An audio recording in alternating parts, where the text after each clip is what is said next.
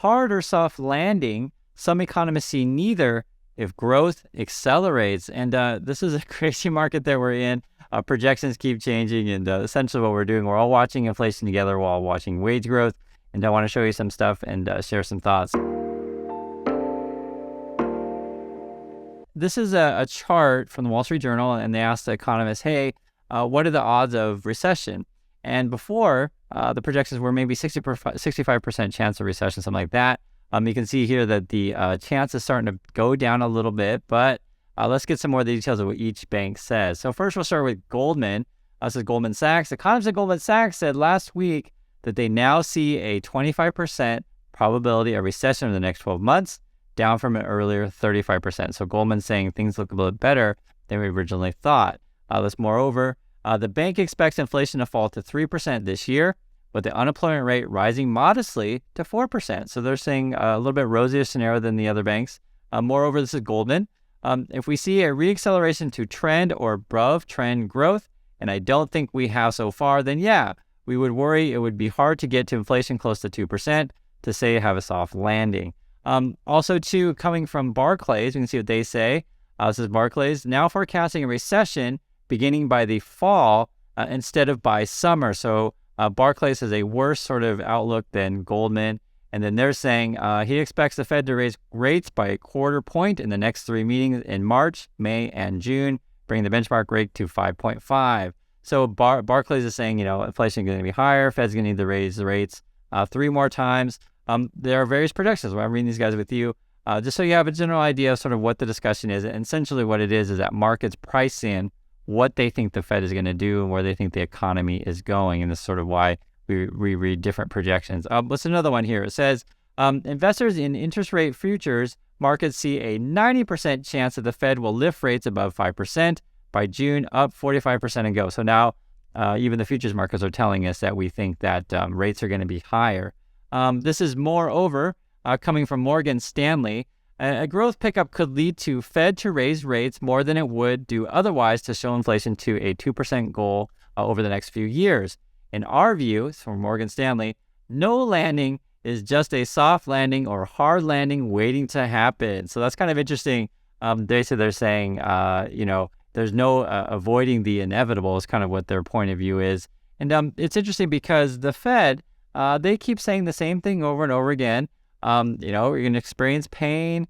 We want inflation down to 2%. We're going to have to raise rates higher and longer than you expect. And they keep saying the same stuff. At the moment, though, I believe, the markets, according to this, there's different things you'll read, are pricing in some raises and some cuts. So let's read some details of what this is coming from Financial Times, what they think the projections are. So pricing in the futures market shows that investors expect rates to peak slightly above 5% in July. Okay, so they're saying interest rates are going to peak in July, with only one interest rate cut by the end of the year. As recently as last week, they had been expecting a peak around 5% in May, with 2 interest rate cuts by the end of 2023. So in my opinion, 2 cuts in 2023 is probably not happening. I don't know who's thinking about that, but you never know. The thing I always find strange about this stuff is the Fed literally tells you what they're going to do. They telegraph it, and then the markets don't take them seriously. And this is sort of a problem that the Fed has. And who knows? I mean, you look at this stuff here.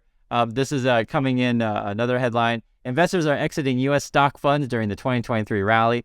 And essentially what people are doing, they're rotating their money.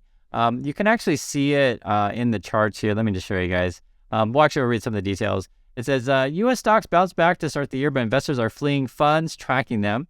Investors have pulled a net $31 billion from U.S. equity mutual funds and exchange-traded funds in the past 6 weeks. And essentially what they're doing, they're putting funds into other stuff, right? So it's saying here, international equities, $12 billion, $24 billion in taxable bonds, and $3 billion in municipal bonds. So you can see the chart for yourself. Essentially, these gray lines here are where the money is exiting U.S. equities, and then these sort of yellowish lines are where they're either going into bonds or international equities. You can see the rotation. It's really quite interesting. So what are retail investors doing? You can actually see this here. It's very funny.